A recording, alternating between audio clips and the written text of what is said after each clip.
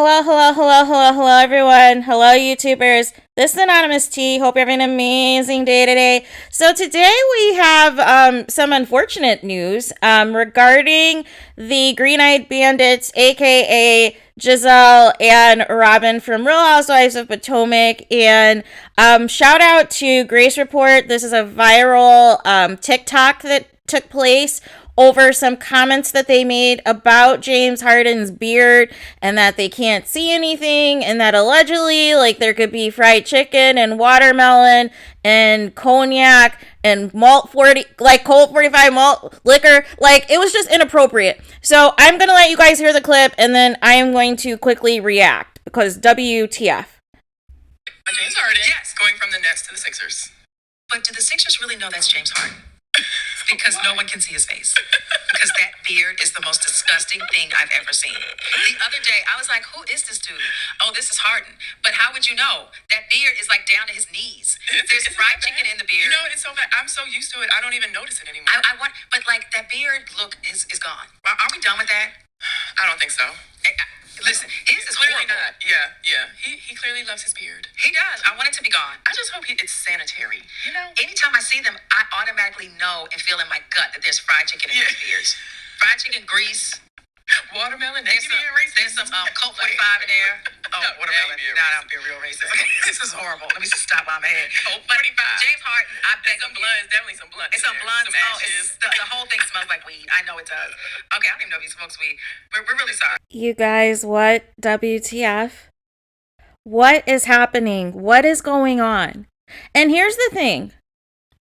Everybody will be held accountable regardless if you're a fan fave or not, if you say or do something problematic. This whole thing where we need to keep our mouths shut because of so-and-so is this and so-and-so is that is garbage. We need to hold each other accountable. And the issue that I have with this is the fact that they could acknowledge that this was racist by alleging that James Harden's beard has watermelon and fried chicken hidden in there, and, you know, probably some blunts, and probably smells like weed, and probably has Colt 45. Like, all of these stereotypes, all of these negative things that are associated with our community, you know, just giving the green light to the masses to continue on with this tomfoolery. And we have to make it stop. And this whole opinion that beards aren't in, like, have you been paying attention? There's like a whole campaign. There's a whole social media campaign for the bearded men. So what do you mean beard is not in? It's always been in. It just depends on who you are.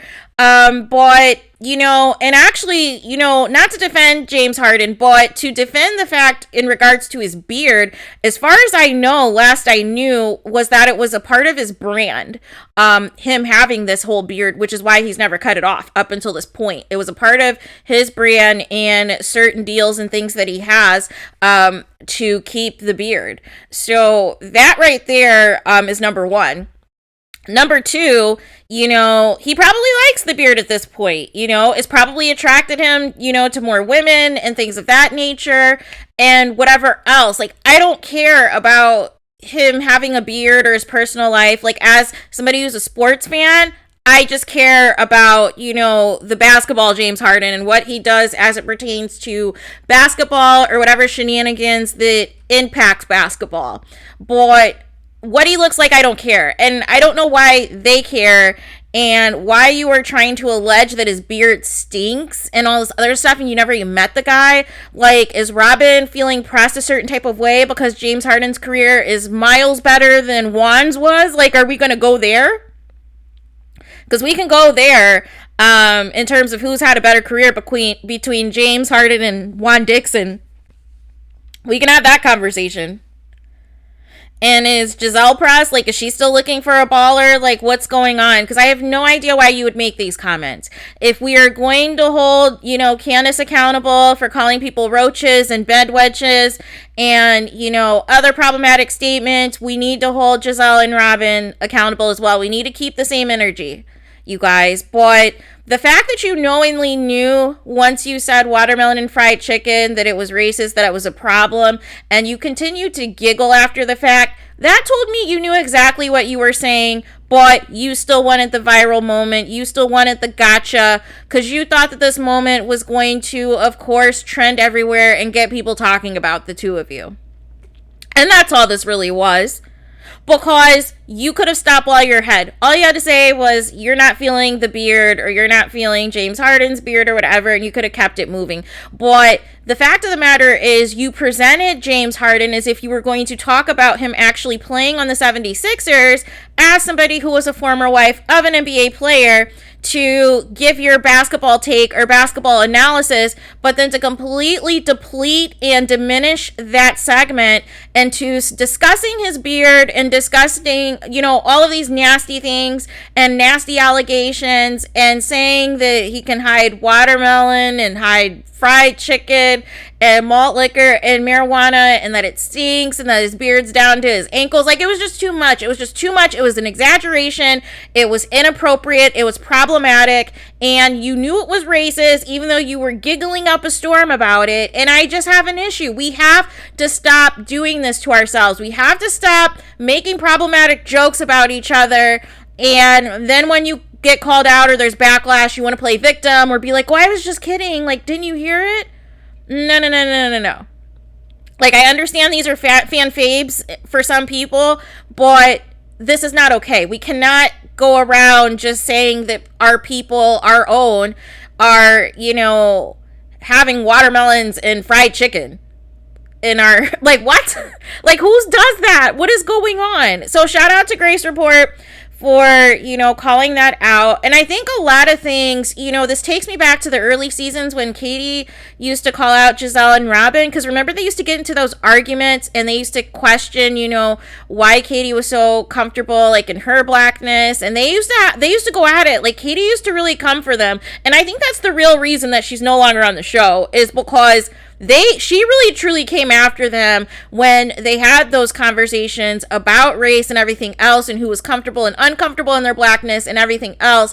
And Katie took them to task. She had no issue taking them to task when those conversations took place.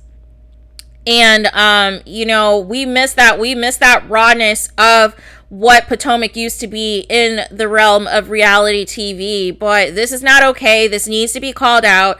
I am surprised this is not a bigger story, but I guess if it is not Candace, Monique, or Karen, nobody cares, so we have to present it to you so that more people are aware of this. But it's just wild. It is very wild to me that this story is not a lot bigger, and I don't know if it's because there's so many people who go hard in the paint for Giselle and Robyn and everything else, or they find them boring, so they find this a non-story or whatever. They're not as polarizing as a Monique, as a Candace, as a Karen on Potomac, so therefore, it's making some noise, but it's not trending at the level that the rest of their co-stars trend. So I found that to be very odd as well, that not many people are discussing it, and the people that are, it just seems in very controlled environments.